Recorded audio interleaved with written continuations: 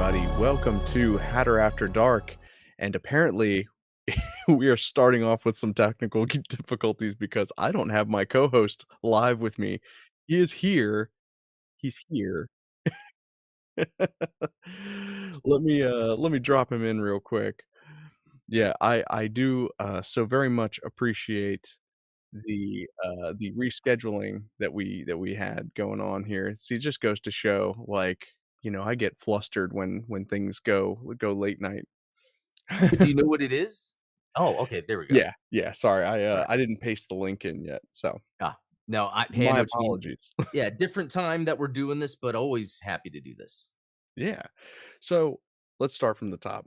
Yeah. Welcome to Midnight Hatter Live, the weekly variety stream where we talk Gundam, Gunpla, and gaming.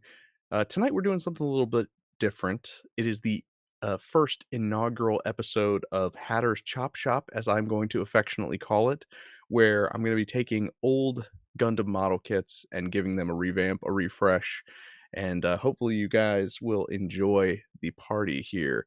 I'm, of course, Steven, aka Midnight Hatter, your host, and joining me, as always, is the Gundam explainer, Blue Gamer, Adam Blue. How are you? Doing good. Glad we're meeting up. Yeah, we didn't get to earlier today, but I'm Yeah. glad that like, even this is a good time in a way too, because I'm more chill. I'd probably be playing Star Wars Outlaws right now, so, this is just as fun. Yeah. Yeah, yeah. See, so there you go. At least we have a much more pleasant conversation than I think. What's her name? KVS has to offer. Yeah, yeah. But yeah, I see we've got a lot of great folks in chat here. We've got Zeonic Shadow, Taco and Yoshi, Brian, who came over here from Taco and Yoshi's stream. I saw you over there That's working on that cool. Zazabi earlier. So I'm gonna have to definitely catch the replay of that. Good to see you guys. Good to see you, Ultronomus, and 16 times a second, which I'm glad I now know how to pronounce. Yeah.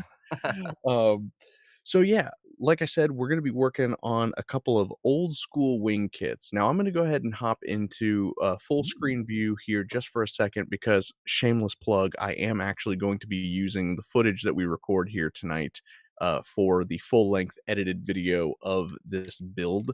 So I do need to get some, decent clips here. So oh, of course, I hit the wrong one. Man, I am just boofing it today is oh, the theme of of oh, it's okay. today's. Just blame me. I'm fine with that. Alright, so the objective of this, build that we're doing here is first, I am going to repair these kits, the Mercurius and Vayaete. They are the not high grade, they're the sort of fair grade from 20 plus years ago that I built when I was a teenager. We are going to make some customizations, carve some parts out, add some parts to them. We're going to wire them up with LEDs that are controlled by a Seed Studio microcontroller, and then I'm going to hand paint some of the details on there. So, a lot to do. Yeah. And I don't know, I'm scared when to talk. Am I going to interrupt your recording? No, not at all. That was all we Okay, needed to get. excellent. And then, yeah, I mean, as far as like what we're actually going to show on screen, which hopefully, let's see if this one works. Okay, so Adam's on top of the screen for this one, which is, that just don't that just beat all. I'm just not seeing it. Yeah, and I'm opening some Mobile Suit Ensemble stuff I got in the mail, so I'm gonna be doing a build. Ooh, nice. So this is like a community build, basically. Yeah, that's how I'm treating it. Basically. Let's just make sure that I get the right source here. We're gonna do a video capture and my table cam. And then of course, because it is mounted upside down, I'm gonna have to do a quick rotation on that so that you guys do not get vertigo from looking at what we've got going on here on the slab. My first thought's camphor. Right, doesn't that look very camper-esque? Yeah, and then even the little, grenade thing, it looks like the little grenade whip, Yeah, the it mine does, whip it back does. there, yeah. So, tonight we are probably going to start with the V8, as much as I would like to start with the Mercurius because it is my preferred of the 2 suits. You can see this terrible paint job that I did way back in probably 2001. when I got Whoa. these kits. Ugh. So we're probably gonna need to replace that. Just look at some of the nub marks that I've got to repair on these. This is Wow. this is 2001. yeah. Yeah, we were babies. So, the only reason I'm starting with the V8 is because the actual wiring that we're gonna do with the Mercurius is going to be much more complicated on account of the fact that we've got all the individual shield bits, and I don't know exactly how I'm going to handle those just yet. So, that'll be something that we're gonna have to brainstorm while we're working along here. The Are V8, on there the any other hand, noticeable, like, signs of aging from that type of plastic from have been, handled and exposed? I mean, there's definitely a lot of dust on them, but, we can get in there and 'Cause I'm dust them off. curious, since I've only been building Gunpla for the past, like, 5 years, like, and I've built old kits, but they were, packaged. Yeah. So I wonder I wonder the shelf life on these display pieces. That's a good question. Yeah. Yeah. So, I the so Gun Primer makes that product, the what is it, like, the finishing spray, Oh, and yeah. that stuff is supposedly a protective coat that you can put on, your model kits or your action figures, whatever you are, displaying, and it's supposed to give them a little bit of protection. Um, I'm just gonna go ahead and get rid of this because we're just not gonna use it in the final build. We're Oh, gonna actually replace it with probably just an actual wire. I'm sure that I've got, like, a set of headphones that oh, I can, cut that's cool. open. This is the microcontroller we're gonna be using to control the LEDs that go into it. As you can see, this thing's tiny, not sure how I'm gonna fit it in there, but you know what I might end up doing is we might just have the single microcontroller control the LEDs for both mobile suits because they're a pair, they belong together. Oh, sure. Like, having them, like, in a little diorama stand or display Yeah, thingy. in which case we can recreate that scene from Wing where it's just the V8, like, hanging from chains and it And you're making me wanna watch it again. Every See, time I'm people I'm bring up telling you, Wing, you were way too harsh on Wing. I know, I get this weird nostalgia for something I don't have nostalgia for. There's a word for that. And what is it? I like it? So, so yeah, then the other thing is, like, so for instance, the LEDs that I'm gonna set up with this particular kit, we have 3 areas that we need to light up. One is going to be the cannon itself. We're gonna get rid of these stickers, and, we'll probably just end up cutting holes in here to expose that area, and then cutting a hole in here, and then basically it's just gonna Oh. look like a cannon is firing when we light this sucker up. Um Original stickers? Yeah, original stickers. As you can see, they have aged, like milk. I am gonna hang on to these ones because they are gonna be a good color reference. Um, so I know that the hips, the shoulder joints, and, like, the trim on the head here are all that same blue color, and it's the same on the Mercurius, where the Mercurius has this, like, baby pink, and this is the same color on the shoulders and on the head trim here, so I'm gonna hang on to the stickers as color reference, but Cool. nothing else. Um, wow, I hope this isn't glued on. I have a sneaking suspicion that it is because it's not wanting to come off here, and if that's the case, then we've got a problem, but we'll figure that out. Yeah, of Um, course. It's a so chop yeah, shop we need to after light all. up What's that? It's a chop shop after all. Yeah, we'll You're get gonna out the figure it buzz out one way or saw. another. So, of course, the second part that we are going to light up is going to be in the head. Both of these suits, they have the Gundam Wing version of mono eyes, right? So it's like the tall geese slash Leo, Mm. box in the face. And so we'll want to cut a hole in the faceplate so that that light actually shines through. And then finally, the V8's backpack lights up, but it's only this little ring part. Oh, shit. So it's only this little ring part that lights up. And so what I am thinking of doing is making a resin copy of this using some clear UV resin because it'll be easier to light up something that's clear plastic than it is to Oh, yeah. light up That's this neat. guy. Um, the hands, of course, yeah, I saw that mentioned in chat. Yeah, we definitely are gonna need to replace these, probably with some of those, like, fancy MS parts if I've got some of them lying around, which I'm Oh, yeah, sure I isn't that something you got me one time? Yeah, yeah, and Yeah. have you, applied those to any mobile suits yet? Yes. Oh, yeah, it's very easy. I look at what I'll have to get the ones I got, but it's like I look at what's displayed, I look at how much the hands annoy me, and then I swap them out. That's usually how it works. Yeah, and I mean, especially with, kits like this, these retro hands, they're basically polycaps that snap in, like, Yeah. there's nothing to them at all.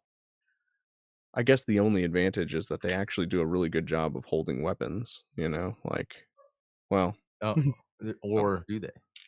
Yeah, I hate that because that's what they have on the entry grades, which I get Yep. it, it's an entry grade, but I feel like hands can kinda make the man. I don't know, but there's something about if you look at like, when you see poses of action figures and they do the super robot pose, those hands, if they look m strong and menacing, it works. Yeah, and I think that there is a reason that, modern high grades all come with, like, that open hand design that Yeah. the splayed fingers, there's something cool about that, especially when they're holding a weapon in the other hand. Yep. So, the first step, of course, is gonna be to take most of this thing apart and see what kind of damage we are working with. Um, I'm pretty sure that I've got some rubbing alcohol around here. I don't know how well 20-year-old, super glue is going to dissolve, but we're gonna find out here tonight. Interesting. Yeah. Documented for historical reasons. Yeah, exactly. Um, and how are those ensembles that you're, building over there? Dude, it's badass. The core fighter, if I'm not mistaken, okay, interesting. The wing, I'm still figuring out, but I built the Magella tank, and it has a detachable, top part that flies off. Yep, always Um, nice. is there a name for that? I think it's just the Magella Top Fighter.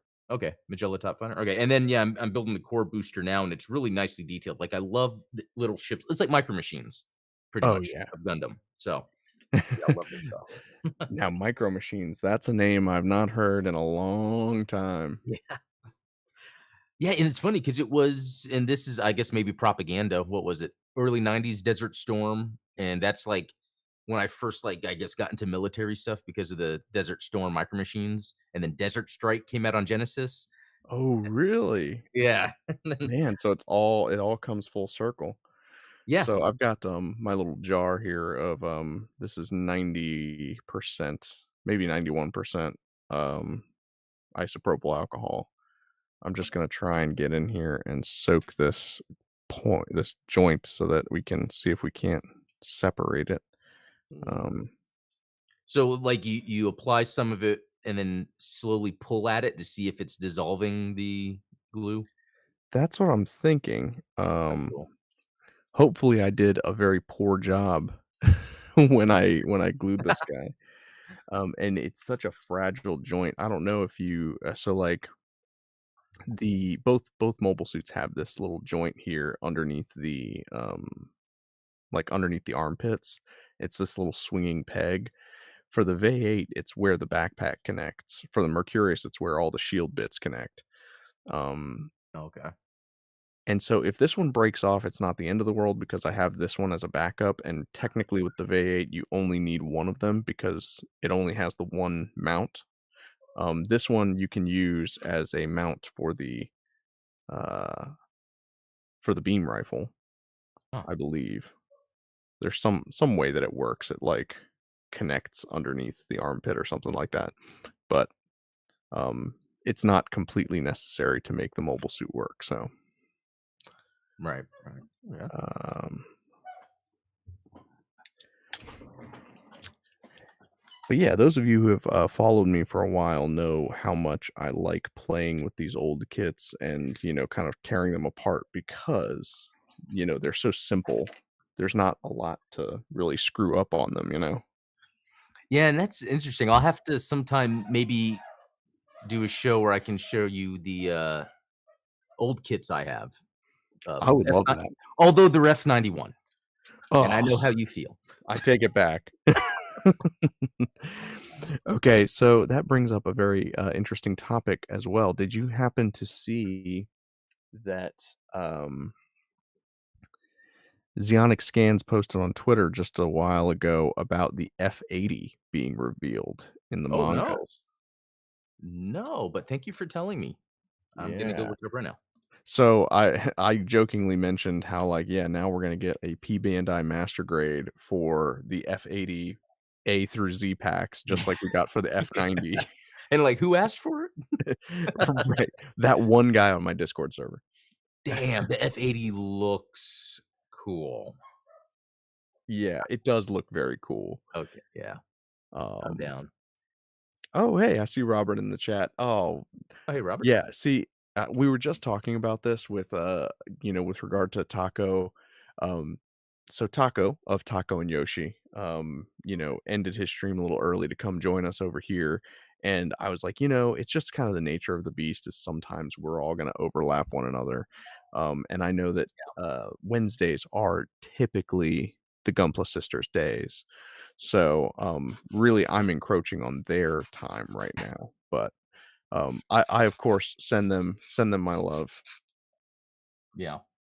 And I think Smiley's streaming solo tonight. No Peanut over there. So um and I've of course using my favorite new tool here. Not sponsored, by the way. This is a drugstore sanding sponge. Um it, Perfect. it honestly it really is perfect because it's got four different grits. It basically combines, several sanding sticks plus the gun primer balancer. So like this little guy that you use for buffing and polishing. Um, and because you can hold it all in one hand, you're, just quicker to move between the two the different stages of sanding. So Yeah. now you get your Gunpla ASMR here. Oh, it's funny 'cause that it looks exactly like the one I got from, like a starter kit on Oh, Amazon, really? but it's so useful. It Like, is. I mean, it reminds me of when my wife wants to go to Ulta, and I'm in there, and I'm like, "Okay, top coat. Okay, matte finish. Okay, I can relate." yep. It's like I'm picking up what y'all are putting down. Um, yeah. So ho I think that this came up over on the, Discord server the other day as we were talking about, like, man, virtually everything in the nail care aisle has a Gunpla use. Yeah, It's like you've got your different sanding sticks, you've got makeup brushes, which are way better for dry brushing paint onto things than, typical paint brushes or art oh, brushes, right? yeah, because they're kinda spongy. Yeah, Right. yeah, and then shoot, even Yeah, these guys, this is like a makeup sponge brush that I use for weathering that's right. because it's Yeah. basically the same thing that you get with the Tamiya Weathering Masters. So it's like, um, what's amazing is that all of the Gunpla products that you can buy online are basically the same thing except marked up like, I don't know, 100% at least. Yeah, yeah.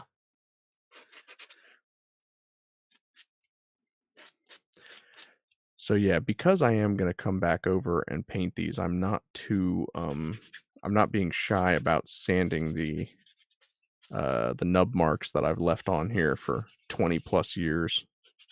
That is kinda cool to go back to something 20 plus years later.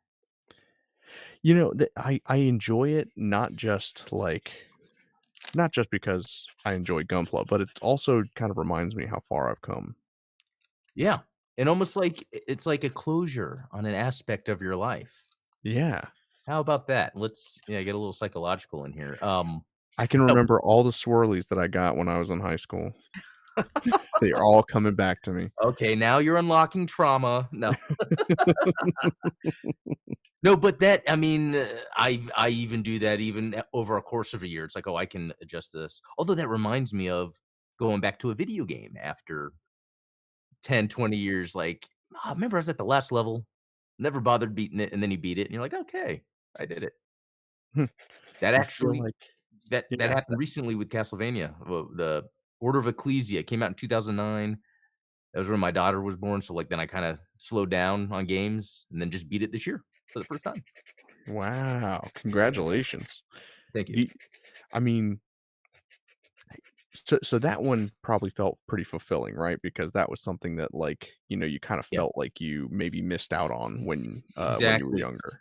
Because, like, I had gotten maybe halfway through it. It was the last one made by Koji Igarashi. The last and then after that, they made the 3D ones by a Spanish company. So, like, it's almost like a chapter of Castlevania I never got to close, and then I became an adult. It's like, great. No. Well, that just reminds me of that line from Step Brothers, where it's like, "Can you imagine if we had this when we were 9? Even better, we have it when we're 40." I know, I think about that all the time. So on that note, are there any games that you've gone back and played and they have not been satisfying? So, like, if Order of Ecclesia is Mm, one that, like, brings the good feels, is there an old video game that you've tried to go back to that brings the bad feels? no. I think about that a lot because I think just yeah, I've always had fun with certain video games and the one here's one thing that's funny, I will tell you that Sonic 2 music reminds me of, uh, Bill Clinton, election campaign because I remember just being in our, like, game room, little it's not like a real game room, just an extra little room where I would play Sonic 2, and then hearing the news in the other room, my parents while my mom's in the kitchen, dad's working on the computer, and then hearing everything about Bill Clinton this, Bill Clinton that, and I didn't understand what was happening. I just it's just funny how Sonic 2 and Bill Clinton kinda sometimes they coexist in my mind. I'm sure at some point Bill Clinton played a Sonic 2 theme on his, saxophone. Yeah, yeah, in fact, yeah, I just looked this up. It's something I found out later that, one of the creators of Sonic said that, Sonic's attitude was inspired by Bill Clinton. Really? Yeah, yeah, That's and it fascinating. yeah, so, yeah, with 92, so that's when Sonic 2 came out. Yeah, that was when the primaries so, yeah, it was around that time, so that's interesting how that, memory is associated. Specifically, Cave Zone. What was that level called? Sonic I think 2 it was Cave Mystic Cave. Mystic Cave, exactly. Yeah. Yeah, the ne see, you're unlocking more trauma for me because it's like, man, Sonic 2, I was a younger brother. I have an older brother, Oh, 5 yeah, years yeah. older than me, and so I was constantly the victim of, "Oh, well, you can play as Tails." Yeah, and then get left behind, and they're Yeah. like, "Wait for me," and Tails is, like, flying in, but Yeah. So that actually raises an interesting question because I caught on the Blue Gamer stream that you had the other day that Yeah. you were talking about like interesting multiplayer mechanics and the Sonic Tails mechanic from Sonic 2. There's really nothing like that nowadays, is there? No, I think the closest thing is in, Mario Galaxy on Wii, where the other player can have the other Wii remote and kinda just be the cursor to get the other gems. Oh, you know what? You can do that with Mario Odyssey too. You can play Oh, as okay. Cappy the Yeah, Hat. that's right, the hat thing, yeah. That's right. So, it's interesting because on one hand, because I think yeah, you just brought it up, and I can remember it now with my kids where that person that has to be that second one is not as happy as the person that gets to play the main character.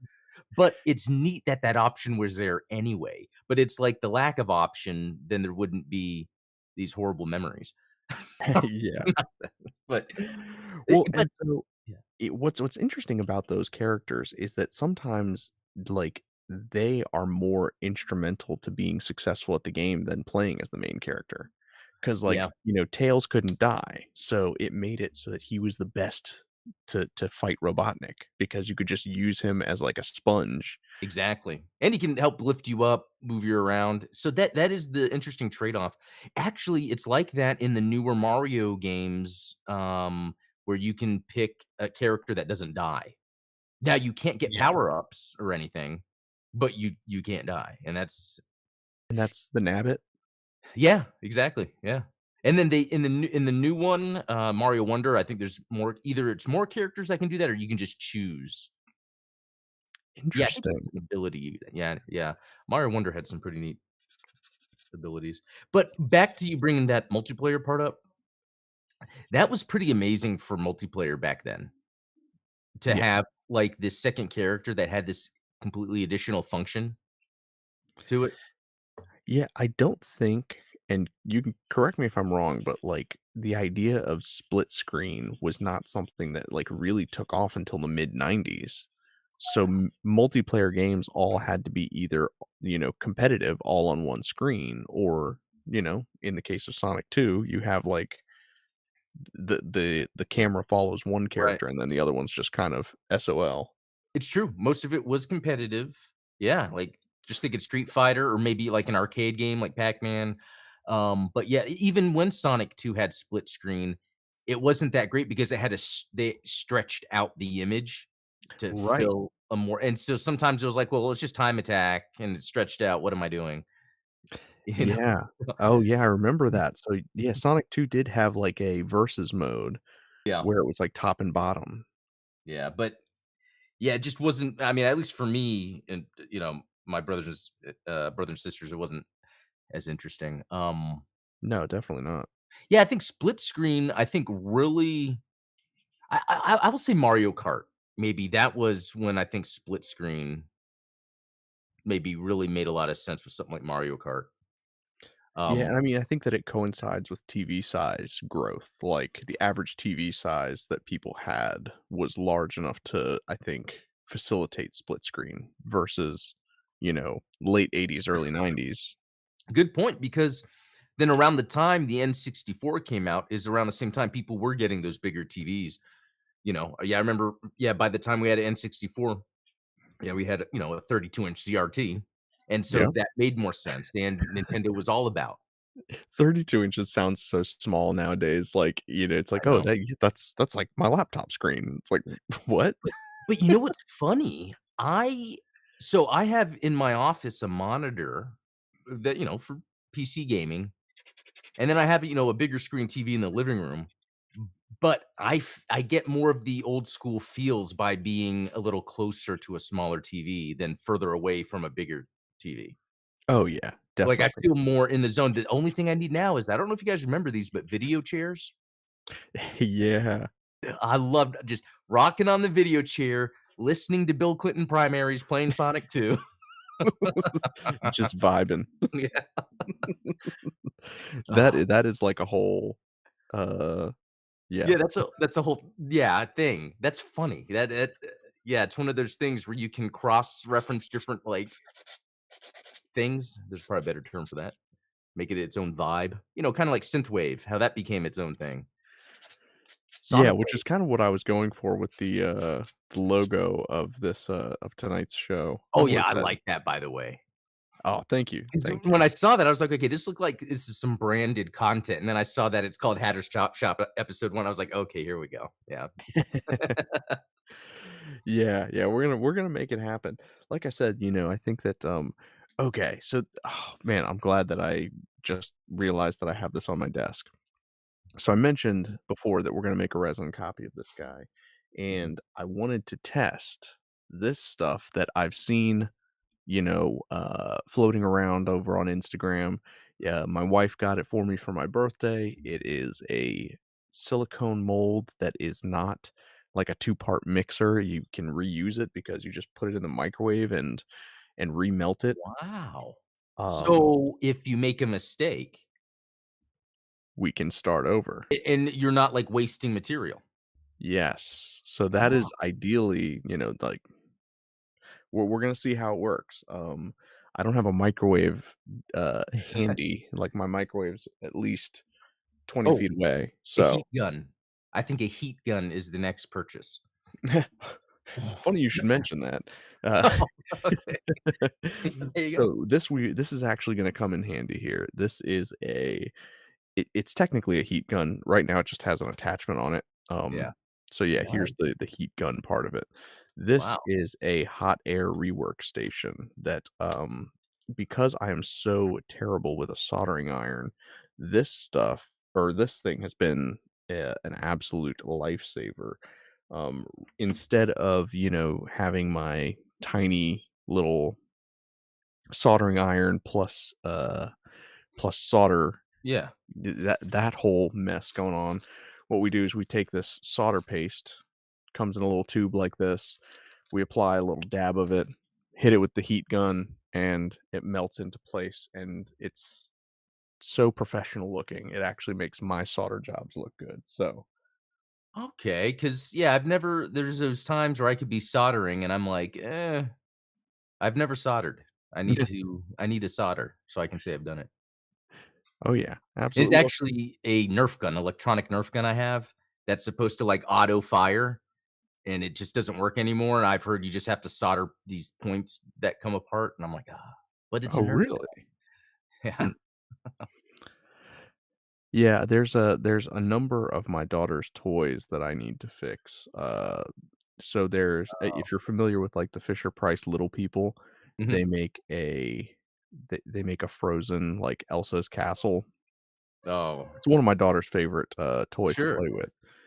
Unfortunately, I guess there's a short in um, in one of the sort of like interactive components where it's supposed to play, the song "Let It Go," and, for some reason, it plays, like, the first 10 seconds of it and then just stops. Hmm. Yeah, it looks like So, a case for Hatter, right?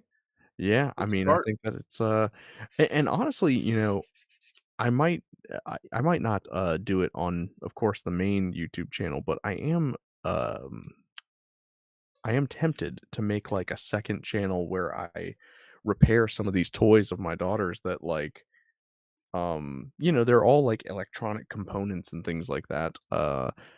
Do you know so w I we've talked about it on the show before, but, like, those near field communication, like Yeah. the Linkimals? Yep. Yeah. So, her favorite one is the Penguin, which, of course, I think that's the most, like, popular one because it has, flapping wings and it has flashing lights, like, there's a lot going on with the old Penguin. Unfortunately, most kids are gonna be kinda rough with it, and because it waddles back and forth, it makes it very easy to, like, wear out the motors that are in it that make it waddle back and forth, and so now it doesn't waddle, it just, like the lights come on and he dances and does the thing and sings the song, but, like, he he just doesn't waddle. So, that's another one that's, sitting over on my, bookshelf over here that's like, "Yeah, I'll get to it when I have time," but, maybe that time is now. Yeah, it is. Let me tell you something.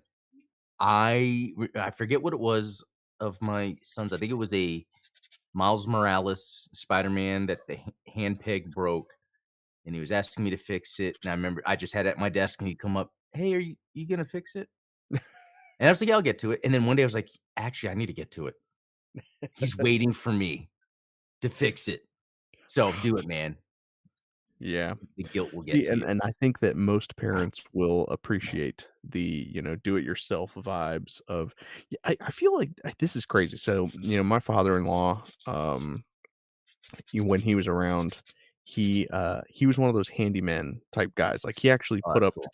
our mailbox for us because he's That is cool. yeah, I mean, just a real man's man. You know what I mean? Yeah. Like they don't make guys like that anymore, right? Nope, I've been Um looking for him. I look in the mirror every morning. Not there. and so like he he had like those old Power Wheels vehicles like my wife and her brother had those Power Wheels Jeep and like Oh, yeah. Barbie Corvette, Lucky, right? privileged. I'm Y- just joking. yeah. But of course, like, it's been what 15 years since I mean, 30, I guess, technically. Yeah, it's been 30 years since those things have been broken out of the garage, and so the batteries were all corroded and stuff. Uh, Um, but yeah, uh, he wanted our kids to have those, yeah. and so he replaced the batteries and, like, he got on eBay and, like, found the right model battery that goes in these things, and Wow. again, soldering iron, like, desoldered the battery from the old ones and put in the new one. Um, Wow. Well, that's he just not something that, like, guys like us typically know how to do. right. Um, and so, yeah, I think that there's probably some value in me creating a couple of tutorials around fixing some of that stuff. You know that, but then that also just made me think now how that is a memory, Oh, yeah. in more ways than one, especially when the kids are enjoying it. It's like, "Oh, yeah, that's what grandpa put together for you," you That know? that's right. It's like leaving behind that. So that's really cool. Yeah, so, I think that it's all full circle, right? I take these things that you and I have learned and done with our Gunpla, with our figures. I mean, you especially um, with the Richter Belmont figure that you made. Oh, yeah. Yeah. You I need know, to finish that up. yeah, I mean, I right. mean, like the idea of like making custom toys and things for your kids is something so cool that I think you know, we should definitely do. Yeah. Okay, I think I'm getting a little bit of nope, that definitely just broke. Well, Alright, well, good to know. What we're gonna do is we'll just go ahead and I probably should have done this from the start, is get out the pin vise and see if I can push it out this way, but I don't think that this is gonna work.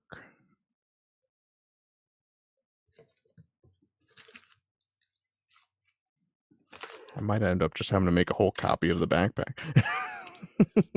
hey, you know? By the time you're done, maybe the whole thing is a reproduction. Yeah, it's just gonna all be resin. Um,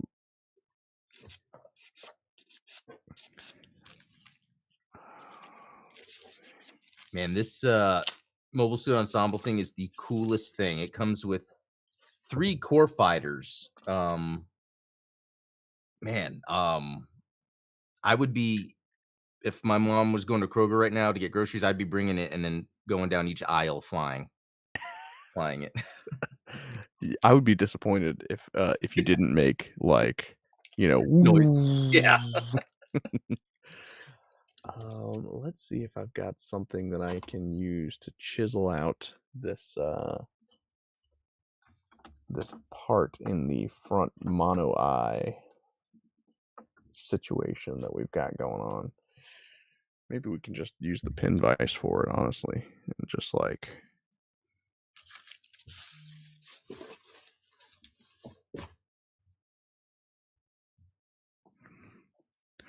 I just know that I'm going to stab myself in the finger.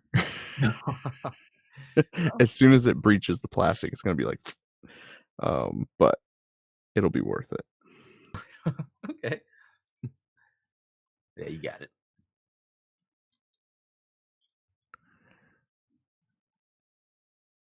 Here we go. One thing that's kind of annoying about these TV faces is, like, the way that they put in the way that the faceplate mounts to the head is this peg right in the center. It's like, well, we could have done better than that, couldn't we? Oh. Yeah, just some arbitrary way to do it. Doesn't really Yeah.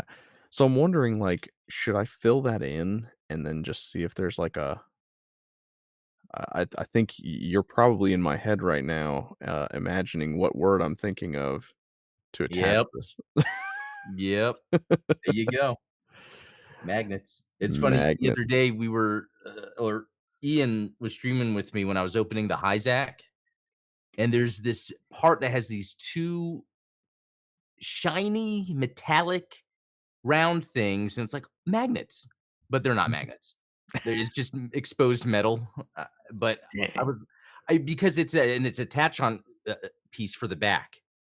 And so it'd make sense that it was magnets, but no. That's a shame. Yeah. Yeah, I think that, magnets are the great unsung hero of Yeah. miniatures and models. I don't think that nearly enough people embrace the power of the magnet. But it's funny because it's the same technology that lights things up. Yeah. Like, there's so many uses.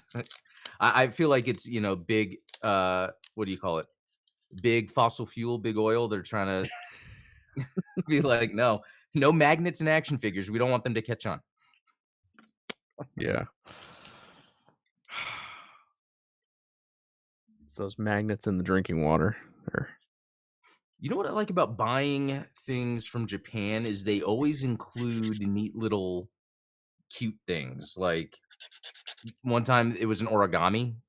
Oh, yeah, for sure. Yeah, and then now they have these little, like, Sanrio stickers that, and then a little handwritten thank you note. It's the little touches that really make the difference. Have you ever gotten one that has, like a snack or a treat in it?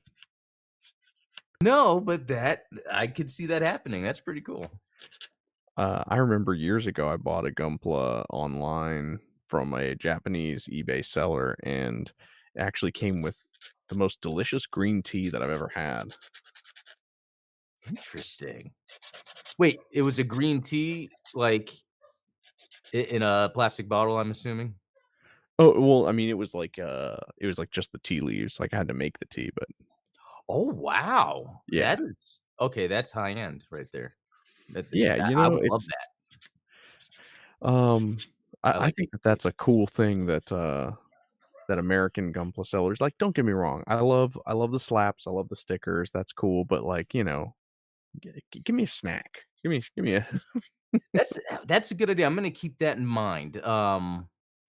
You know, I was talking to a small, I'll probably be talking about this guy more. It's a smaller, store, Gunpla store. He's working out of his garage right now, but he wants to open his own storefront because he actually wow. gets shipments from Japan. So already gets stock, and he's doing it out of his house right now, and That's awesome. he's wanting to grow and stuff, and he was just talking to me about, um, my channel and all that, and, um that's like so I feel like there's opportunity with all these hobbyists online talking, and then talking to the people that can supply them, you know? It's like if I wanted to go to my weed dealer and be like, "Hey, man, can you, get me some of the sativa next time?" No, but it's like, I think if we have a direct connection, they can kinda understand what we want, and then, yeah, add those little things. Or you know how sometimes you're buying Gunpla, but there's other things you might buy Oh, yeah, would and go. so that's one of the things, like, maybe I'll let you guys in on the little secret here is, like, I definitely wanna open up my own, online hobby shop, but not to sell just straight up kits. Obviously, I'd be selling, like, some of the 3D printed, Stuff you make up. conversions and Yeah. accessories that I've made, uh, so there's that. I think I can probably share this with you guys on stream. So, like, this right here is a 1 to 1/44th scale fan kit card. That's awesome. Um, Amazing. I mean, it's nothing crazy. Like, obviously, I could have made it so that it was even in more parts, but I like this easier because it's like, where everything goes, and it's oriented in such a way where it's like, "Okay, here's the, thruster on the bottom that goes in the middle right here. These guys are the missile pods that connect. This one's the right one, connects here. This one's the left one, connects there. Here's the, left and right fan that connect in there." It's all just laid out for you. Um, that Yeah, is that's something amazing. that I am, leaning towards doing. And in addition, if I can find a supplier that will give me these guys, the microcontrollers and stuff. Oh, yeah, wow, so that's yeah, I can see what you're saying. There are so many things you could be doing that really complements the Gunpla Builder. Like, yeah, just those extra little pieces, yeah, electronic stuff. Um, you got Yeah, something there, man. Because I mean, I feel like, New Type and USA Gundam Store, all these different, online sellers, they specialize in paints and all kinds of different, accessories and tools and things like that, but, like, as far as some of the, I would say, niche, um, customizations, things like the LEDs and stuff, I know a lot of them Yeah. carry, like, the Cosmos sets and things like that. But what I don't like about the Cosmos sets is that they are really designated for just one thing, right? Yeah. Like, you have the Cosmos, like, new Gundam funnel set, and that's all it's good for. Um, what I wanna be able to do is provide people with the tools to make the things for the kits that don't get that kinda love, because I feel like, you know, obviously, the master grade Zazabi gets all kinds of resin conversion parts and, like, light up accessories and, of course, like, the perfect grade unicorn, perfectibility, and all these stuff. Oh, They yeah. Of course, those are gonna get all the love, right? Who is gonna provide you with LEDs for, a high grade Zigok or a entry grade Strike Strike Rouge, And Or the conversion kit for Benager's Mark II. see, I knew you were gonna try and hold me to that one. No, hey, if you can, but that's one I always think about. No, and honestly, that would be part of my offering for Yeah, sure, is yeah, something like that. One of the other things that I've been working on for years now is the high mobility ground type Zaku conversion, yeah, um, as well as the high grade Gundam 7th conversion kit. that's right. These things that, like, they never get any love, not even from P Bandai. I know people like to whinge about, "Oh, P Bandai is so expensive, P Bandai, that they'll everything I want from P Bandai is expensive," and I'm like, "Yeah, but, like, at least you're getting it." Yeah, yeah, it's interesting because when it comes to building Gunpla, building model kits, as much as it is that you are building a model kit, there's still restrictions at the end of the day of what you're actually having the freedom to build. Oh, yeah. Unless you're just gonna break it apart and do your own thing. So it's almost like within the line of these Gunpla model kits, and almost kind of what they're doing with these new battle log things where there's more options for attachments. But think of if it went further, like even weren't you working on an enhanced double zeta or something like that, where it had the chest piece and you were making the magnet Yeah, part? yeah. Like That was, that's another example, like of just having more of that sort of stuff. But yeah, yeah, and I think the 7th is the best example of, like, h how limited a build is, you know what I mean? Like, you're building it, but it's limited to what they're making you build. right. And what's fascinating to me is that there's other kits out there. I hear a rumor, and I don't know if this is true because I don't have $10 million to spend on a Zaku 2 F2000, the the Super Zaku. But I hear a rumor that the Super Zaku has parts to basically make the standard Zaku F2. Which is interesting to me because the full armor 7th Gundam doesn't have the parts Parts to to make the make. yeah. I mean, that's a good example of yeah, what I mean when I think that's weird, as much as you're building a model kit, you're still restricted on what you're building. It almost reminds me of, like and I'm not trying to knock Gunpla, but it's like, Duplo Legos where it's like, "Here's the 5 things you put together to make your thing." Yeah, you Yeah. can get other Duplo and do whatever you want, but it's like, this is how they're serving it to you, you know? Now, have you seen how Duplo is actually compatible with Lego? Yeah. Yeah, that is cool. So there is that. Yeah, that is neat.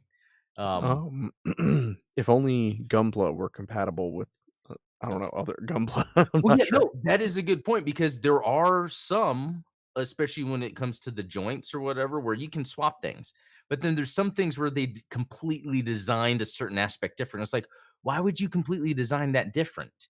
Because then we could have more options, you know?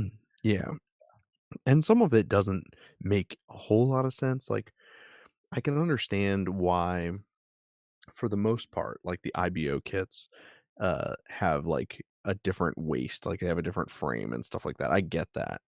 Yeah. But, like, the pegs on the backpack, Yes, that's a that good one. could be the same. There's no reason for that to be different.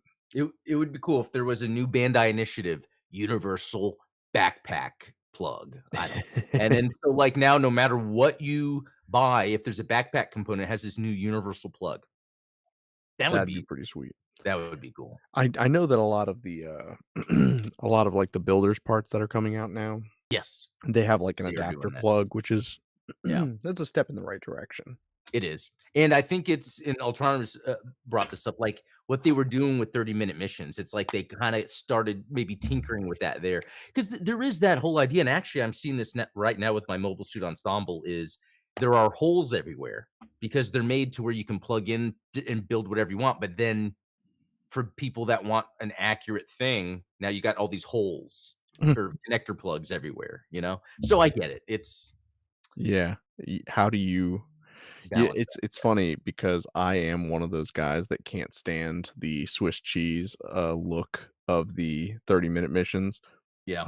Now I see that they have come out with a new accessory that's just like I think they call them, like, fashion plugs or something like that, that actually Oh, allow you to to fill in?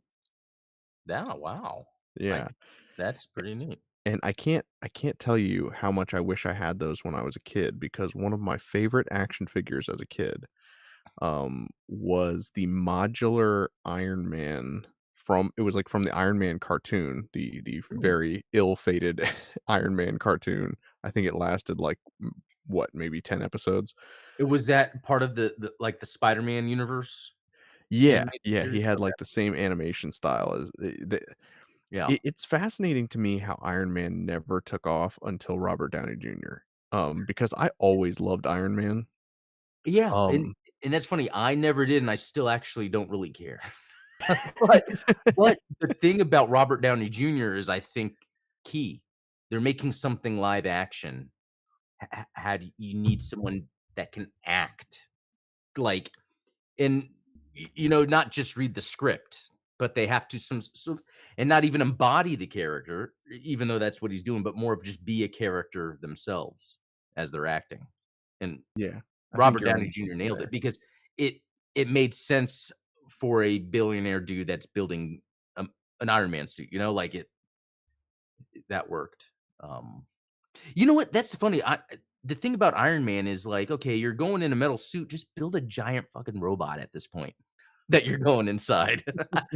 Like you might as well. Yeah, it's funny that he didn't come up with that idea until the Hulk, like Oh yeah, the Hulkbuster thing.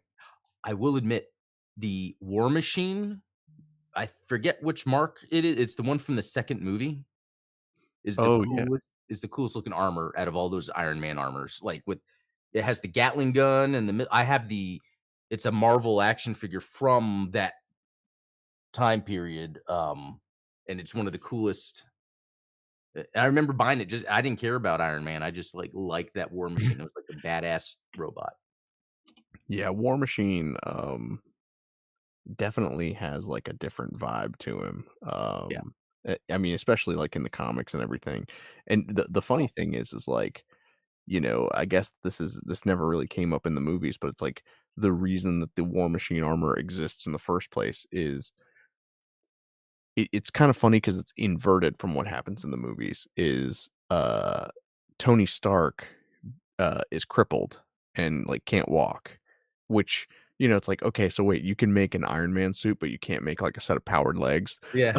Um, and so for a while in the comics, Rhodey, his friend, was Iron Man, and Mhm. it wasn't until, Tony Stark built the War Machine armor that, you know, he was War Machine for a while Rhodey was still Iron Man, and then they swapped suits later. Oh, okay. Yeah, that is different in the movie, and then the movie, it's Rhodey that, uh, gets into an accident, right, where he can't use he breaks his back and has to so Exactly. they swapped kind of some of their lore, right?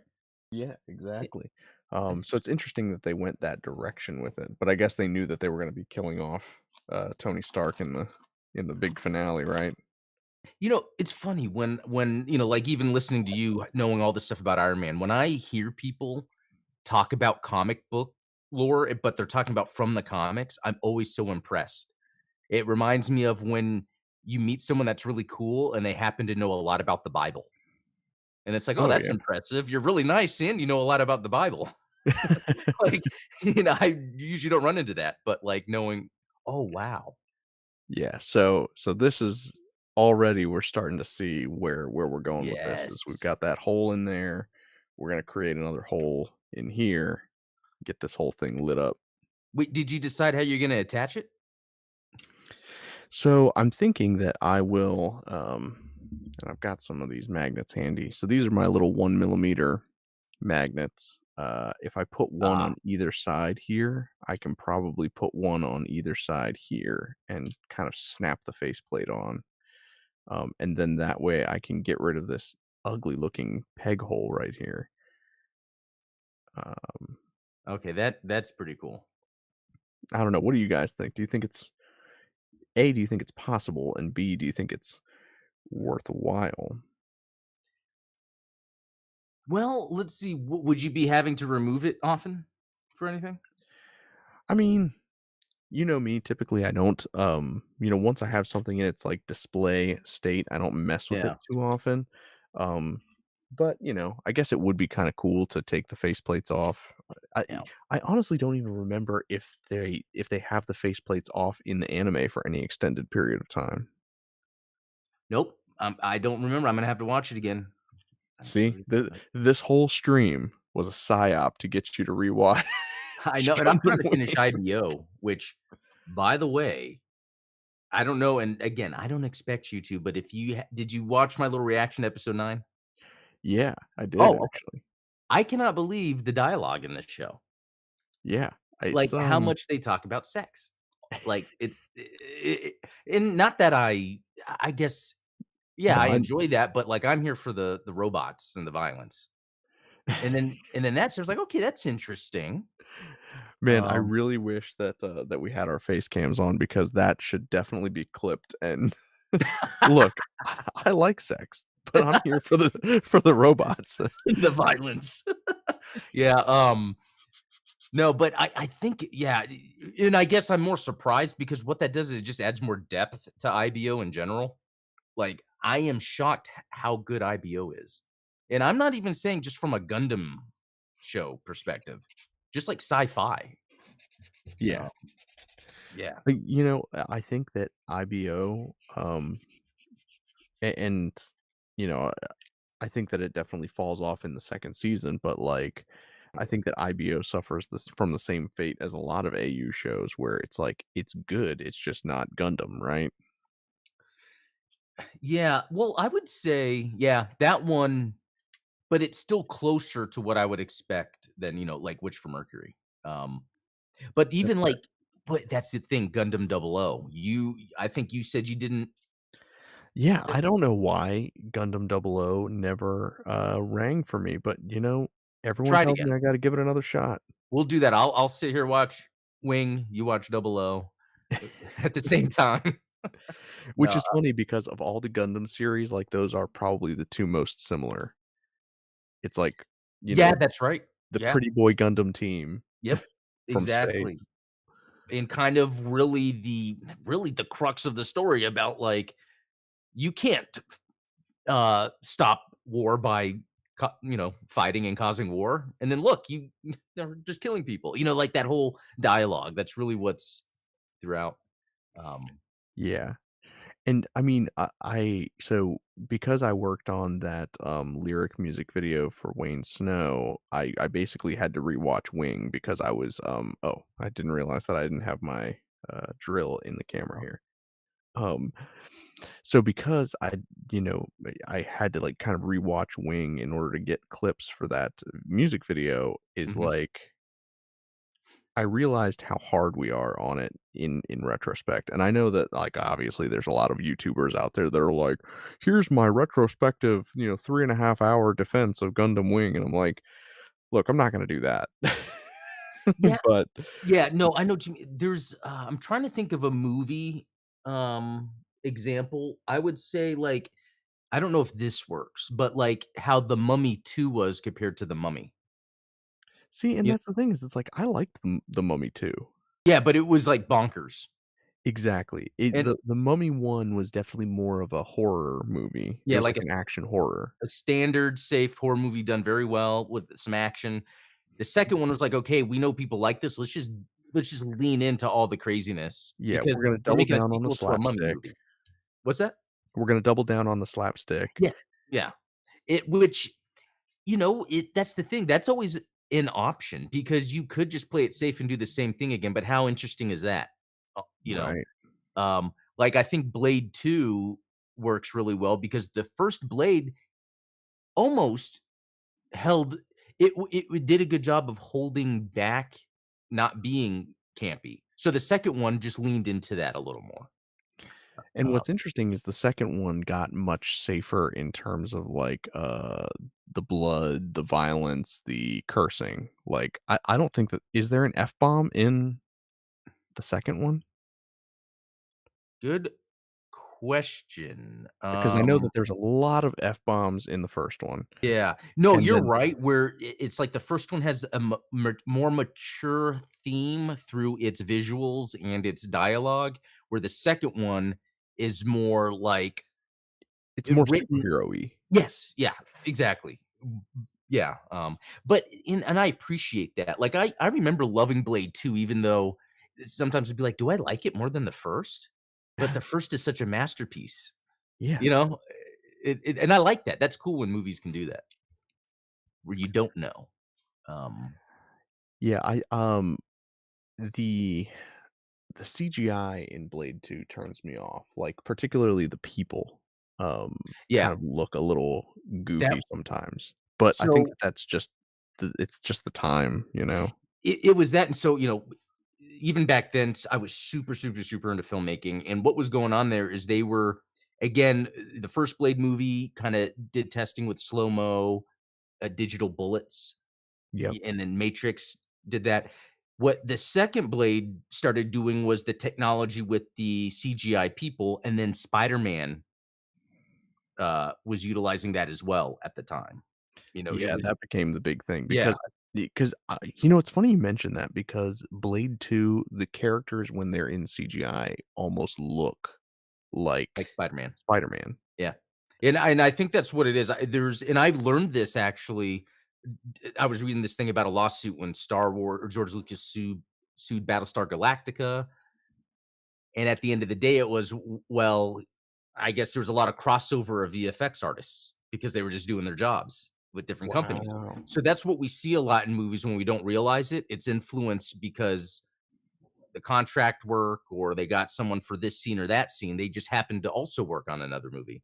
And it's so, Blade, Matrix, Spider-Man, I think there was a lot of crossover during that period. So it's Um, so funny you think about like, you know, the auteur type stuff and you're like, "Man, I just really love the way that like, I don't know, Zack Snyder does his movies or something like yeah, that." And then it's like you find out, "Oh, well, you know, maybe it's just this one VFX artist that happens to do a ton of other stuff yeah. that's not Zack Snyder." Kinda like a cinematographer, where Exactly. you'll be like, "Well, who's the cinematographer on this?"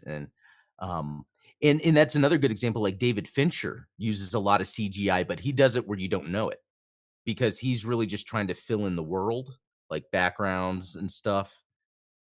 I don't know if you've ever seen behind the scenes of, like, the Zodiac Killer CGI. No, but I That's what believe the it. I movie was mean, called, the that's one with Robert Downey Jr.?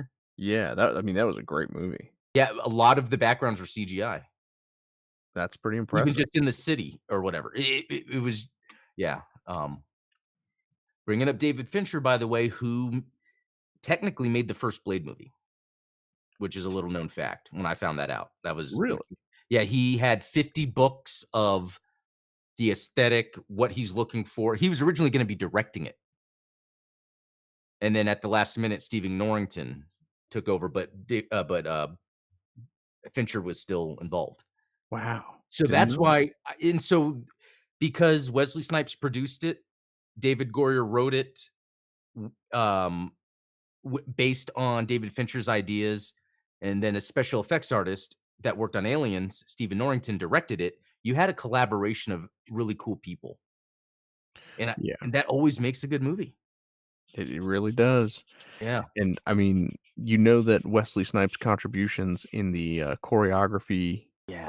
of the martial arts contribute I mean, it just makes so much of a difference when you have, an actor, whether or not they are already trained or they're willing to undergo training, right? Like, Yeah. oh, and I always think about, like, Hayden Christensen is a guy that, um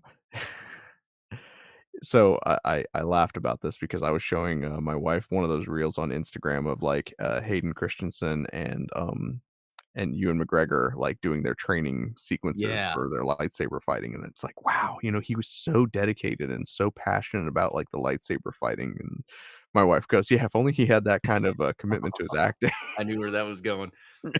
But you got to admit, for George Lucas wanting to express the visuals, nailing down that the lightsaber combat through those actors Yeah, is pretty amazing. Like, because you hear both Ewan McGregor and Christian or Hayden Christensen say they did the fighting themselves at Mustafar, yeah. and that's amazing. And That's a I lot of want to, choreography to memorize, a lot of, I think, yeah, broken fingers probably from yeah. But look, at the end of the day, what you're bringing up is very important to me because I love Jackie Chan movies, Yes. and a lot of it's because he can act and he's physical, martial arts. Um, like they need martial artists to play Batman, you know? Yep. Like I would love if there's a scene like, although it's hard, it's not like he's gonna be in Gotham and all these people are gonna know kung fu. So, let's say he has Right. to go to Japan for something, and then or I guess China if we're saying kung fu, guys, sorry. But it would be cool to have a fight scene, almost like the Ben Affleck one, but that was very brutish and choreographed wrestling style. But Yeah. to have, like, the Jackie Chan style martial arts, because 'cause he's got those wristbands and he could, do the I mean, I'm just, look, there's this actor, martial artist called Scott Adkins. I don't know if you're familiar with him. Yeah, I'm familiar with him. He usually plays side henchman in Marvel movies doing martial arts Yeah. fights. He should be Batman. I mean, that would be cool. Honestly, we've never had, like a proper physical Batman like that. The Um, closest probably being Ben Affleck. yeah. And even with Ben Affleck, his like you said, his fighting style is a little bit more like wrestling or, Yeah, they were more of trying to bulk him than really make him fit for and I think that that fits with the character that he's playing because he's yeah, playing, like, the older kind of, Dark Knight Batman as opposed to or Dark Knight Returns, I should say. yeah, Whereas, yeah. somebody like Christian Bale is supposed to be the younger, more athletic Batman. Yeah, and oh man, like I probably need to watch them again, I guess, but I really do not like that Dark Knight trilogy. Yeah.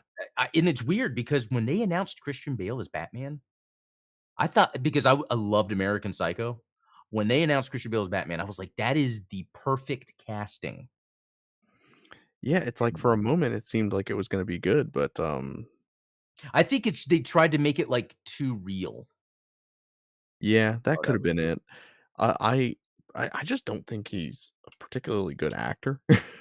No, Um, you're right. I think he does good when he's supposed to be he's like um a good character actor. yes, exactly. Because you see the levels he goes through as Patrick Bateman Yeah, yeah, or, or I mean, I know that everyone talks mechanic. about The Machinist, Yeah, machinist. That's it, not the mechanic. Yeah, um, the machinist. That's or, another one. there's that, what is it called? The one is it like Ford and Ferrari, the car one? Yeah. Um, He does really good in that, I Dick just Cheney. oh, yeah, wow, yeah, in Yeah. Vice. So when he's doing those roles, it's a lot more interesting. But Bruce Wayne is too too bland as of a person.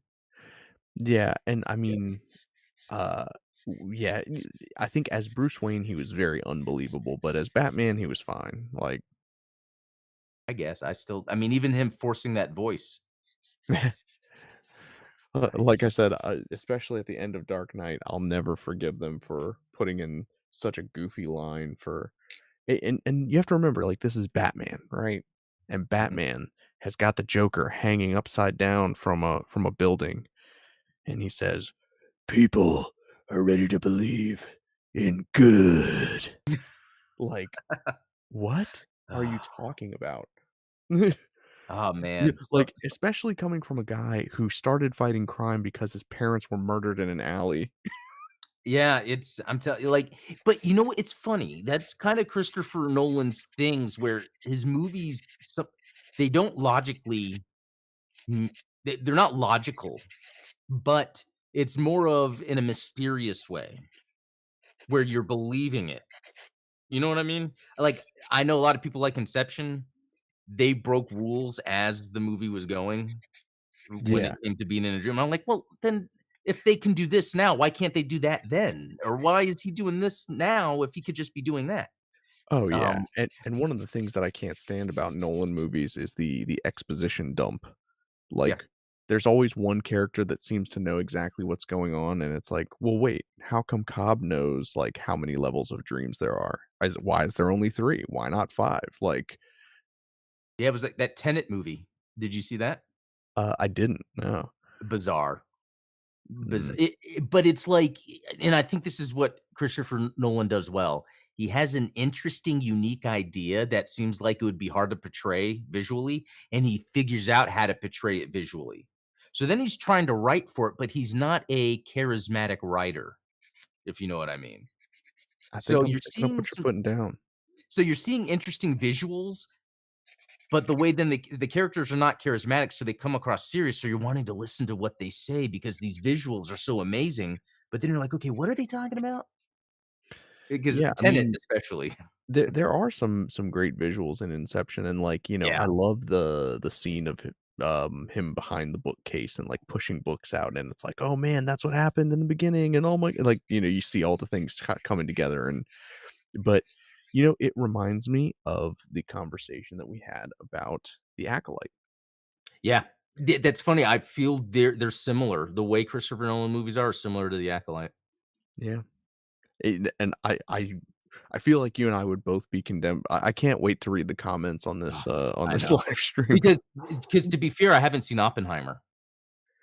Oppenheimer was good. It was, like, there was a lot of, I guess, gratuitous stuff.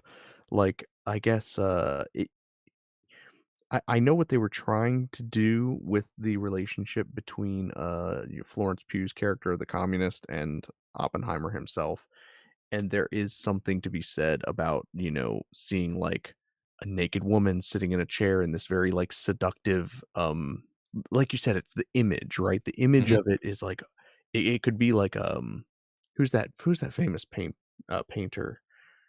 Um, oh, uh, W the guy that does, like, all the '50s, stuff, but the point is it could have been a painting, right? Like, that scene, Yeah. but it wasn't in service to anything, like, really to the story. Yeah, and I think that kinda also goes back to what we're saying about the team of people you have with you, because he knows how to pick an editor, he knows how to pick a cinematographer, you know?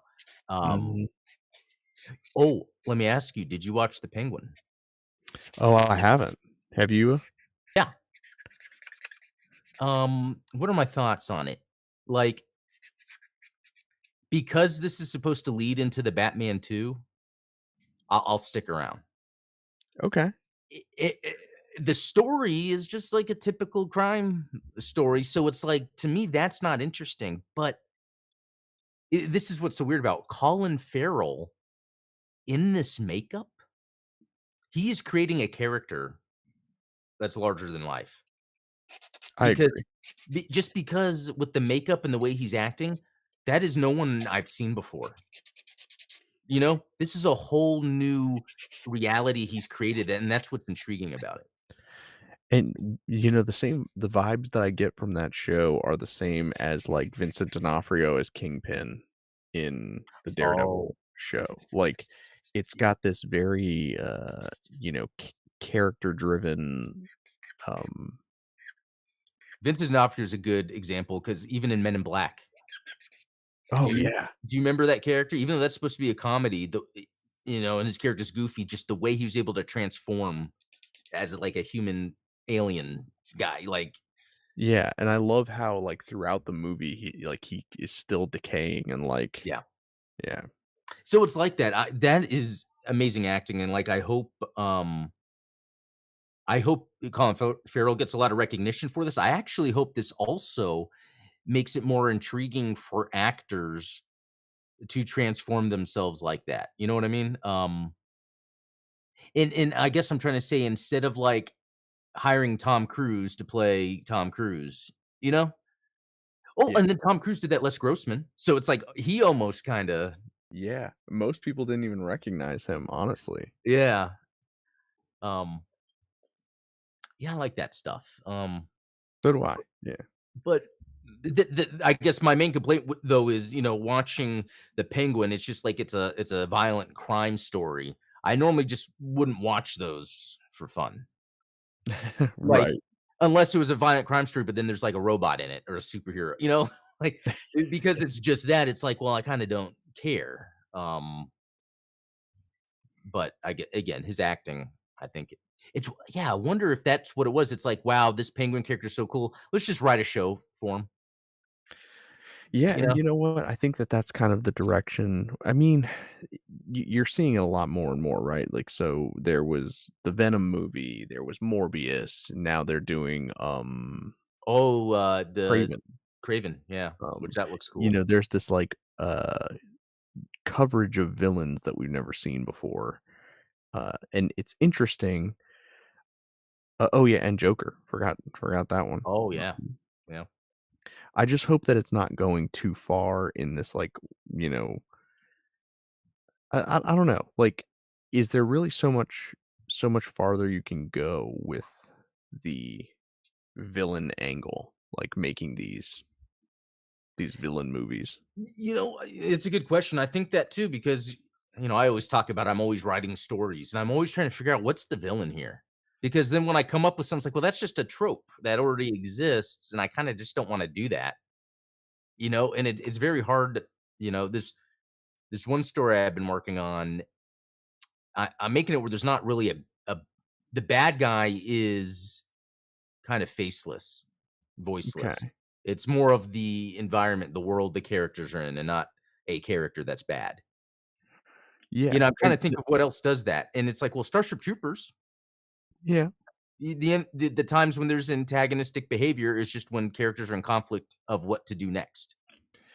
and I think, there's some movies, like, I guess, A Quiet Place is an interesting one because, Oh, you yeah. know, that's one of those movies where the enemy is not something that you regularly see, um honestly, I think w 10 Cloverfield Lane really botched it for me because I think that have you seen that movie? No, but I know what you're talking about. That's the sequel, Yeah, so it was a but it's sequel. its own story. Yeah, and so, like, you don't actually know what's going on outside because it takes place inside of a fallout shelter that, Yeah. John Goodman's character created, and what I think is where they ruined it is that at the end well, do you care about spoilers? I don't wanna. No, no, you can tell me, is this the one with Ramona Flowers? It is, yeah. Okay.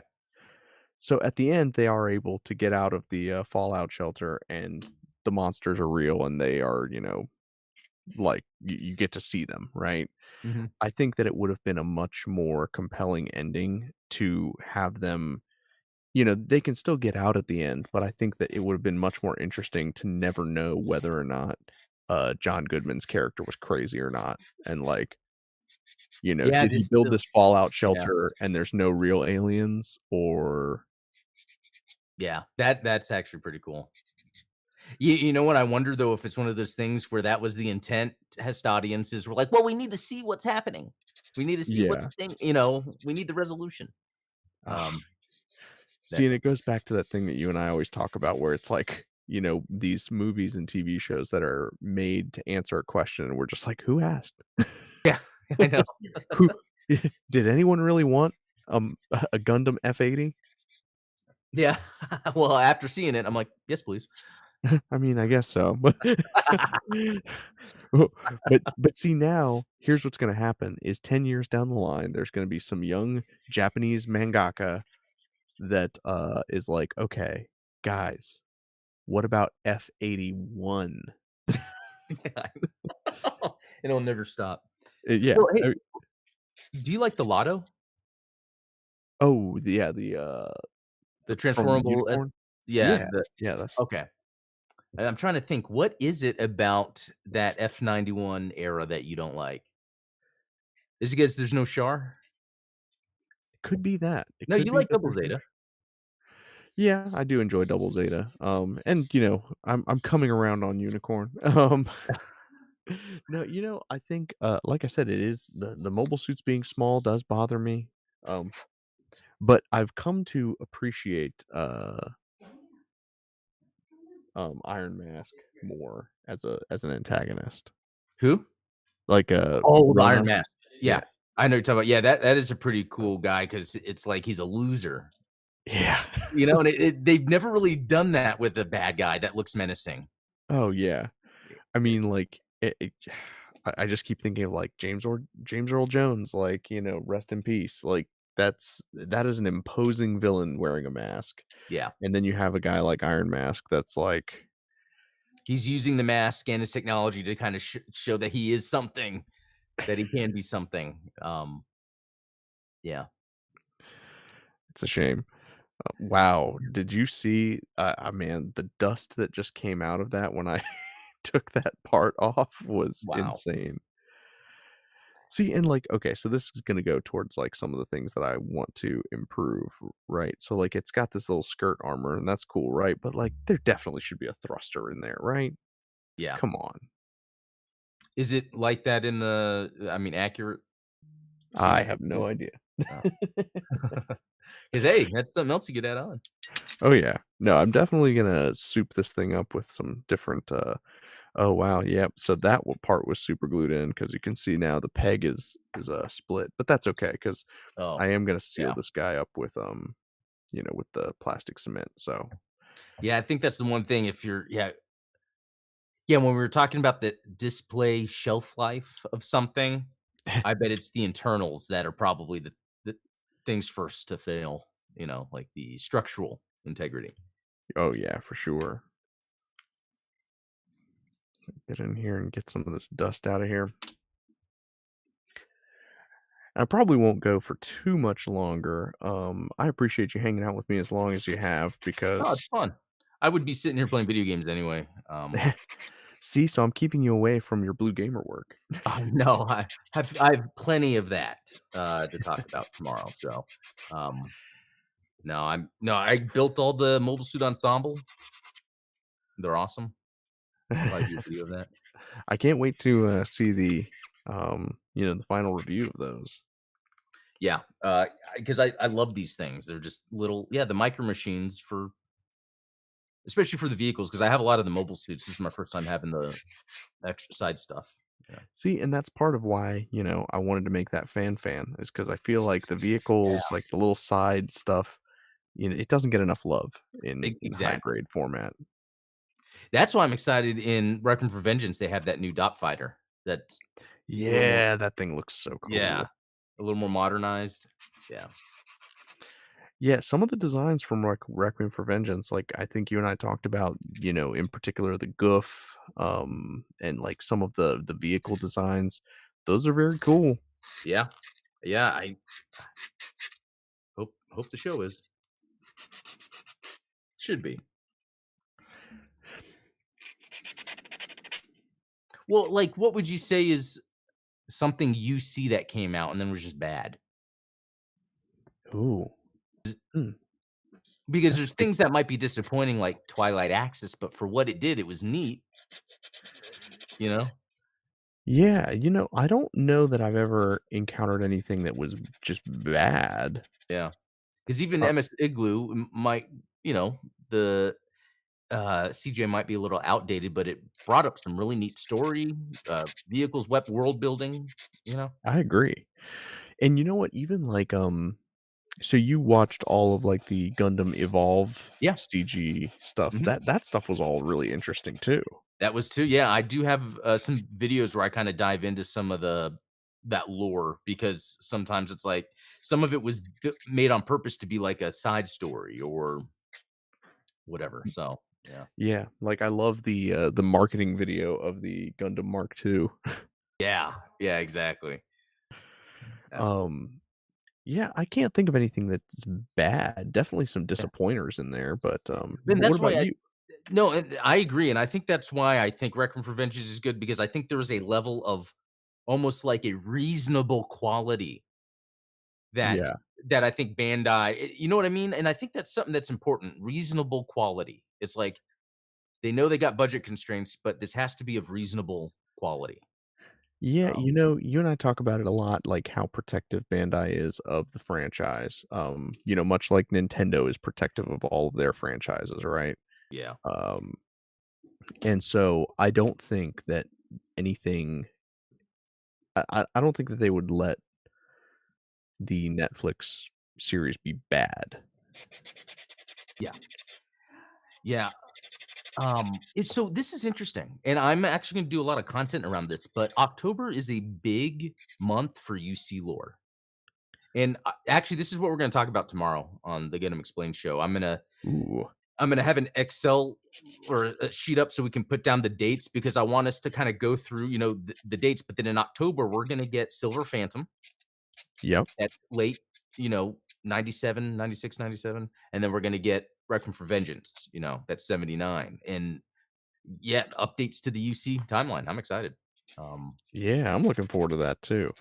It all goes back to, like, how does this stuff fit in with the, UC Next 100 and, all of their plans yeah, around that. it doesn't seem to. Maybe that Silver Phantom VR, which comes out next week, and I mean, I already have it pre-ordered on my Meta Quest, so Nice. yeah, I Yeah, you're can't gonna wait have to tell for me that. how that is. I do not Yeah. have a VR headset. Yeah, and I think either was today or something, they, announced the Meta Quest 3S. I guess it's supposed to be a cheaper version. Nice.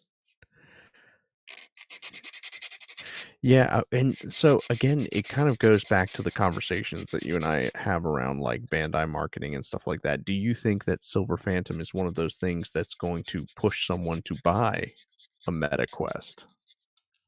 Well, it made me, uh although I've been wanting to get one anyway because they have the Batman, VR coming out.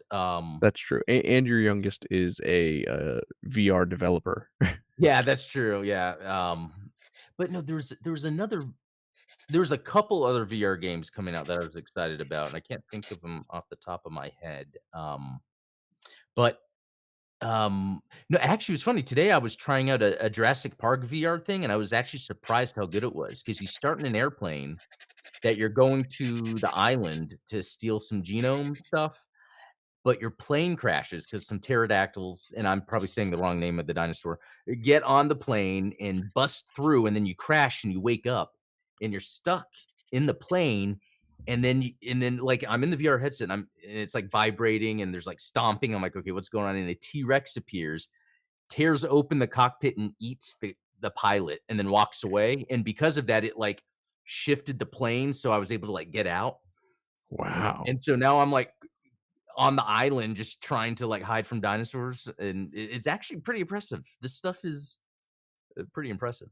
It's Um, definitely come a long way for sure. yeah, it has. So But the thing and sorry, no, real no, quick, you're the thing that still happens to me, and I don't know if this is something that generations might develop over time, is, like, I get sick, like, after 30 minutes, oh yeah, hour, VR I'll sickness. usually start but I wonder if kids are growing up with VR and they kind of sort of a generation goes where they get over that or they don't succumb to that.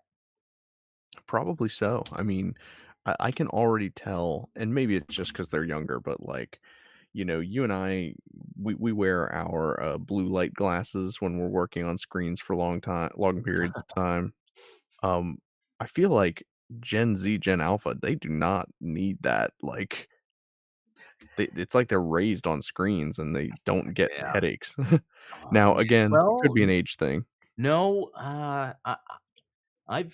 I've had my kids complain about pain, sick. sickness, illness, and I know what it's from. I know their habits, and, we could say, "Hey, you need to limit this or not eat a bunch of that," but, there's only so much we can do as they're getting older, and it's almost like they have to kinda figure it out on themselves, even if I tell them. That's Oh, true. yeah, the screen thing definitely, and it causes a lot of, like, forgetting things or, Oh, yeah, just the, forgetting to like, put stuff just away. not paying attention, like, Exactly. It's I mean, that's one of the reasons that, I get so frustrated with the new generations getting into Gundam is, speed running through these series and, yeah. like, not letting them breathe and digest. It's like, And it's interesting because and I hate to say it's a dumbing down, but I think that even happened to me, compared to my father's generation. There was a dumbing down. oh, yeah. When we were talking about, like, I'm less handy, but then Mhm. I'm seeing it even more now with this newer generation. There's less of this, like, responsibility of, when it comes to, like, wanting to get a job or just taking care of yourself in general, even on the basic level. And I think it's a dumbing down. But what's hard about that is parents are now, it's almost like they're having to discover this as they're raising their kids. Yeah, Mm, and it it's been compounded, right? So, like, there's a dumbing down that happened between the generation that came before us and, like, you and I. And yeah, now because we are raising this generation and they have been dumbed down and we are ill-equipped to handle it because we have been dumbed down, like, it's like yeah. That's why I uh think there's a lot of resurgence in mental health, meditation, like, being more widely accepted because that's kinda allowing, more of a centering to then be able to discover, "Oh, I need to change this habit or that habit." yeah, because it really does it's really around self-awareness, right? Is like Yep. I think that a lot of people we all kind of have the same issues. But if Mhm. you are aware of it, then you can actually do something about it. If you are blind to the fact that you are that you have a problem, then, what are you gonna do? Yeah, and the scariest thing is not knowing because a reality has formed based on that consumption of that display device. Where it's like, it's to the point to where, "Oh, that's your reality." Yeah, And, yeah. and what's interesting is that, people have been sounding the alarms on it for a long time, and, Uh, Yeah. I think it's funny that, what was it, like 10, 20 years ago, there was this, pushback against, like, fashion magazines and models um, because of, like, Oh, the body yeah. image Body issues that it image. was giving women. What's that? And no, that's a really good point, because I think that's true, and it's exaggerated with social media. Yeah, because now it's not just, women on the cover of magazines that have access to Photoshop and airbrushes and, like, all of the high-end equipment. Now it's like anybody, like your neighbor Yeah. can get on Instagram, throw on a filter, and Yep, and then you'll be jealous of your neighbor, which it kinda goes back to where, again, not that I'm a super religious person, but there's these sins in the Bible that now tend to be very common habits of people nowadays because of the way we can interact with each other. Wasn't isn't it like being jealous of your neighbor one of those? It's kind of like that. yeah, thou With shalt that, not covet. yeah, which it's so easy to do now because of that exposure. You know. Oh, and Eh think of this, what if those 10 commandments, whatever, were written based during a time when everyone were psychics, or ah, everyone could read everyone's minds? Like, like, and not to, I know it's kind of exaggeration, but I just mean, like, what if there was more we were capable of, but then that required more restriction or yeah, like more a self, shared consciousness. yeah. Well, So so, one of the things that, like, because I am a religious person, I don't talk about it very often, yeah, particularly not on stream, but, one of the things that I always bring up is, like, we like to say that all of our problems are new problems, but the truth is, like, humans never change, and all of the problems yeah, that we have today, yeah, social media is a new thing, but the problem is still a human problem, like you yeah, mentioned. It's the problem isn't that now there's Twitter, the problem is that human beings were always going to use Twitter that way. Yes. And It so when a lot of these rules were written, that's why they're written the way that they are, is like you read them in the context and you're like, "Oh, that's outdated. That's never going to apply to me." And it's like, actually it does apply to you. You just have it in a different context.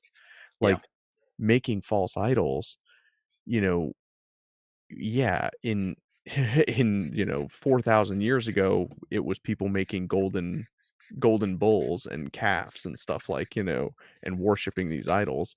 But like we do that today. We Yeah. just do it with professional athletes and, like uh I'm going to throw the supernatural fandom under the bus and say that like, the people that are obsessed with these actors on television shows, right?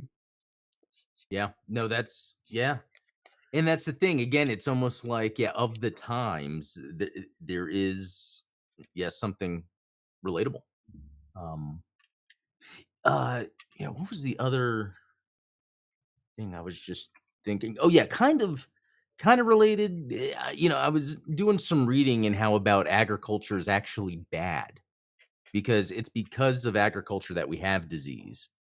Because we Really? create these pockets where we're domesticating things into their own ecosystem and then creating it because we're then sitting there, we're able to eat from one location and almost build an ecosystem. So if we go, that one can cause overpopulation, so population control issues, but then that's that's why disease would spread when we would then travel and try to colonize because those diseases didn't exist until agriculture allowed us to sit in one place, cultivate these new domesticated animals and food and crops.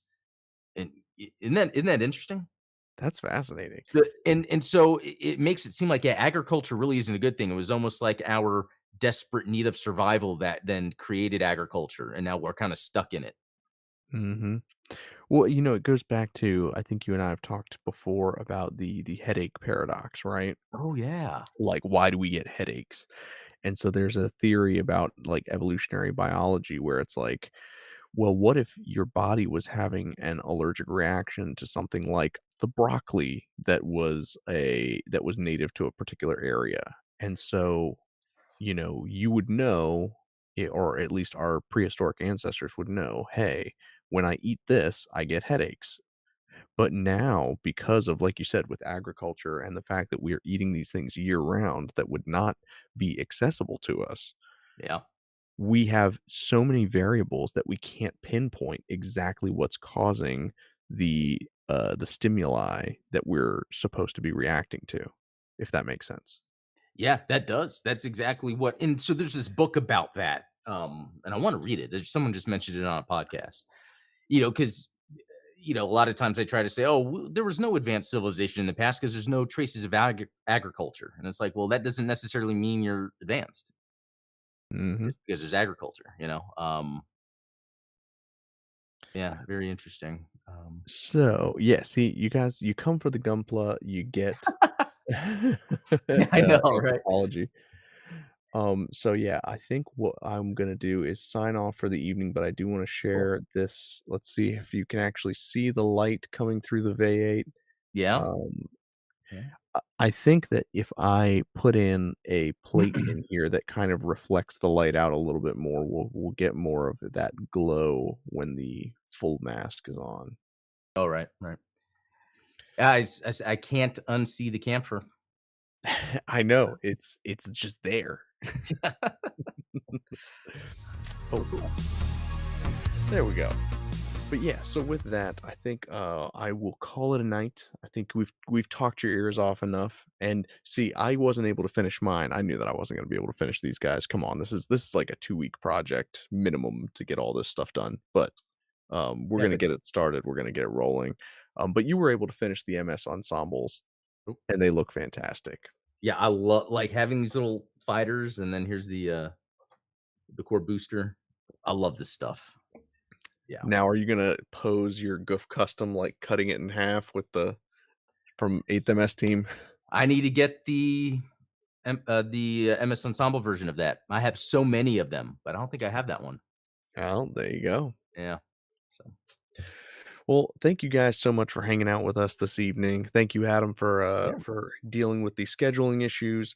no And problem. yeah, I want to keep this going. I'll probably be doing a few more of these. I've got some stuff to show you guys with regard to the LEDs because this is not the LED that I'm going to be using. Mm. Spoiler alert. It's We're like a test actually going to be one? using some RGB addressable Oh, LEDs. And so we're okay. actually going to be able to control the colors that are coming out. Really exciting stuff. I can't wait to share it with you. But, yeah, until next time, Gundam Explained show tomorrow. Go Mhm. check out, Adam's thoughts on IBO. You already know my thoughts is like no, maybe I'll go watch some Double O and, There cleanse the you go. palate. Yeah, there you go. But again, thank you guys so much, and we will see you next time. See y'all. Cheers.